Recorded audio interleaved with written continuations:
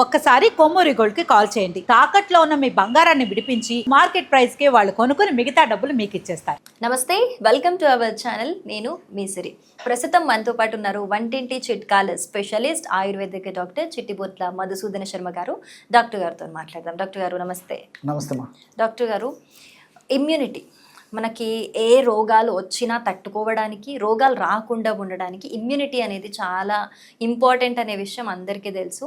So కొంతమంది ఇంట్లో అమ్మలు కూడా చెప్తూ ఉంటారు, ఈ ఫుడ్ తిను ఇమ్యూనిటీ బాగుంటుంది, రోగాలు రావు అని చెప్పేసి కూడా మోటివేట్ చేస్తూ ఉంటారు. అయితే ఈ రోజుల్లో తీసుకునే ఆహారం వల్ల ఇమ్యూనిటీ సిస్టమ్ కూడా చాలా ఎఫెక్ట్ అవుతుంది, స్ట్రాంగ్గా ఉండట్లేదు అనేది కూడా కొంతమంది వైద్యులు చెప్తున్న మాట. అయితే ఈ ఇమ్యూనిటీ సిస్టమ్ బాగుండాలి, రోగ నిరోధక శక్తి బాగుండాలి అని అంటే ఎలాంటి ఆహారం తీసుకోవాలి ఒకటి, దీనికి సంబంధించి కూడా ఏదైనా న్యాచురల్ వంటింటి చిట్కాలకి సంబంధించి ఏమన్నా రెమెడీ ఉందా డాక్టర్ గారు? ఇమ్యూనిటీ బాగా పెరగాలంటే పోషకభరితమైనటువంటి పోషకాహారం బాగా తీసుకోవాలి. Fast foods, junk foods, bakery foods, ice creams, what not తెలుసమ్మా, ఇలాంటివన్నీ కార్బోనేటెడ్ డ్రింక్స్ ఇవన్నీ మానేసేయాలి. టయానికి ఆహారం తీసుకుంటుండాలి, టయానికి విశ్రాంతి తీసుకుంటుండాలి. ఈ నియమాలు పాటిస్తూ ఉంటే చక్కటి ఆరోగ్యాన్ని మనం సొంతం చేసుకోవచ్చు, మంచి ఇమ్యూనిటీ కూడా పెరుగుతుంది. దీంతో పాటు మరి ఆహారంలో కూడా పోషకభరితమైనటువంటి ఆహారం కూడా ఎలాంటి ఆహారం తీసుకోవాలంటే సహజసిద్ధంగా ప్రకృతిలో దొరికేటువంటి పదార్థాలని యాజ్ యూజువల్గా మనం రోజు తీసుకునేటువంటి టోటల్ ఆహారంలో దాదాపు 20%, 30% ఆహారాన్ని తీసుకోవడానికి ప్రాధాన్యత ఇవ్వాలండి. ఎలాగంటే ఇప్పుడు డ్రై నట్స్ ఉన్నాయి, బాదం పప్పు, పిస్తా పప్పు, తర్వాత ఈ జీడిపప్పు, అదేవిధంగా ఈ తర్వాత పొద్దుతిరుగుడు, వాల్నట్, ఇవన్నీ కూడా మా పొద్దుతిరుగుడు విత్తనాలు, గుమ్మడి విత్తనాలు, పుచ్చకాయ విత్తనాలు, ఇన్ని ఉన్నాయి కదమ్మా. సో ఈ వీటిల్లో మంచి పోషకాంశాలు ఉన్నాయి, దేహానికి అనేక రకాలు ఉపయోగపడతాయి, ఇమ్యూనిటీ బాగా ఇంప్రూవ్మెంట్ ఉంది. అదేవిధంగా సీజనల్ దొరికేటువంటి fruits, for example seasonal fruits తీసుకోవాలి, ఏదైనా సీజనల్ ఫ్రూట్స్ తీసుకోవాలి. వీటిలో కూడా మరి ముఖ్యంగా అందరూ వాడుకోదగ్గ సీజనల్ ఫ్రూట్స్ కూడా ఉన్నాయి. ఫర్ ఎగ్జాంపుల్ జామ, దూర జామ అందరూ వాడుకోవచ్చు. జామలో విటమిన్ సి విపరీతంగా ఉంటుంది.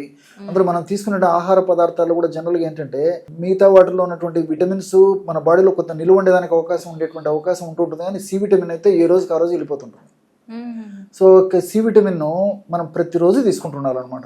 సో సి విటమిన్ కావాలంటే జామ, లేకపోతే నిమ్మరసము. సో ఇవన్నీ దీన్ని పెంచుతాయి. అదేవిధంగా ఆకుకూరలు, కూరగాయలు, అదేవిధంగా తర్వాత ఈ సలాడ్స్. సో టోటల్గా దాదాపు 20% లేదా 30% వరకు కూడా న్యాచురల్ ఫుడ్ తీసుకోమని నేను సలహా ఇస్తాను. ఇంకోటి ఏంటంటే ఇమ్యూనిటీ పెరగాలంటే మరి నేను ఇచ్చేటువంటి సలహా అంటే వీలైనంత వరకు రాత్రి పూట అర్లీగా ఆహారం తీసుకోవడం చాలా చాలా మంచిదండి. డిన్నర్ సో ఎంత అర్లీగా తీసుకోగలిగి ఎంత తేలికైన ఆహారం రాత్రిపూట తీసుకోగలుగుతారో న్యాచురల్గానే ఇమ్యూనిటీ రెసిస్టెన్స్కి సహజ సిద్ధంగా న్యాచురల్గానే అది ఉపయోగపడుతుంది. బాడీ రిపేరీ క్లీనింగ్ కి మనం టైం ఇచ్చినటువంటి వాళ్ళం అవుతాం అనమాట. ఎప్పుడైతే బాడీకి రిపేరీ క్లీనింగ్ మనం టైం ఇస్తామో ఆటోమేటిక్గా బాడీలో ఆ రక్షక వ్యవస్థ చాలా ఫాస్ట్గా ఇంప్రూవ్ అయిపోయేసి ఇమ్యూనిటీ బాగా డెవలప్ అవుతుంది అనమాట. బట్ ఎప్పుడైతే మనం బాడీకి టైం ఇవ్వమో దానివల్ల ఇలాంటి సమస్యలు ఎదురవుతాయి. రాత్రి ఏదో 11 గంటలకు హెవీ ఫుడ్ తిని, 10 గంటలకు హెవీ ఫుడ్ తిని, 12 గంటలకు 1 గంటకు హెవీ ఫుడ్ తినేసి మళ్ళీ సగం నిద్ర మెలకు వచ్చినప్పుడు మధ్యలో మళ్ళీ ఏదో తినాలని చెప్పేసి తినడం ఇట్లా చేయకూడదండి. సో అర్లీగా తినాలి. సో ఇది కూడా చాలా వరకు మనకి ఇమ్యూనిటీ పెంచేందుకు ఉపయోగపడుతుంది అనమాట. సరే, ఇవన్నీ నాణ్యానికి ఒకవైపు. చాలా మంది సర్లేండి సార్ ఇవన్నీ ఎందుకు, మాకు ఫార్ములా చెప్పండి అని చెప్పేసి కూడా చాలా మంది ఎదురు చూస్తుంటారండి. దానికి చెప్తాను చూడండి. ఒక 100 గ్రాములు ఈ తిప్పతీగ చూర్ణం తీసుకోవాలి. తిప్పతీగ లేదా గుడూచి అనేటువంటి పేరు దీనికి ఉందండి సంస్కృతంలో. అమృత అనేటువంటి పేరు కూడా ఉంది.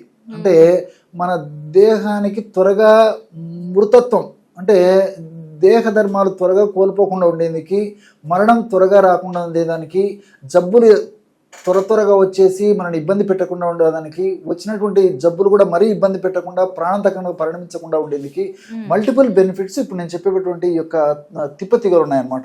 కాబట్టి ఇమ్యూనిటీ బూస్టప్ చేసేటువంటి అనేక రకాలైనటువంటి సమర్థవంతమైనటువంటి ఔషధ గుణాలు ఈ తిప్పతీగ సొంతం అంటే ఆశ్చర్యం అవుతుంది. అంత అద్భుతమైనటువంటి శక్తి ఇందులో ఉంది.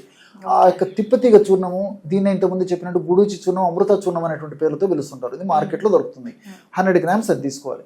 అందులో 20 గ్రామ్స్ ఉసిరిక పొడి కలిపేసేయాలి.